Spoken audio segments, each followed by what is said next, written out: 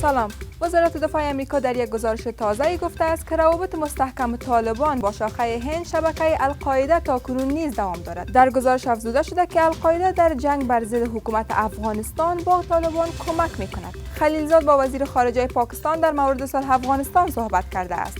گزارشات می‌رساند که شاه محمود قریشی در این دیدار به نماینده ویژه وزارت خارجه آمریکا برای صلح افغانستان شکایت کرده که اسلام آباد با تروریسم مبارزه کرده اما از سوی آمریکا حامی تروریستان معرفی شده است. دفتر ملل متحد در افغانستان تاکید دارد که قبل از آغاز مذاکرات بین حکومت افغانستان و طالبان باید به تامین امنیت مردم ملکی توجه جدی شود. نیویورک تایمز در یک راپور ادعا کرده است که استخبارات روسیه به دست رحمت الله عزیزی یک تبع افغانستان به طالبان به خاطر کشتن عساکر آمریکایی پول می‌فرستاد و عاطف مشعل سفیر افغانستان در پاکستان میگوید تا 10 روز دیگر راههای انگورده پکتیکا و دند پتان پکتیا برای تجارت دو طرف باز خواهد شد.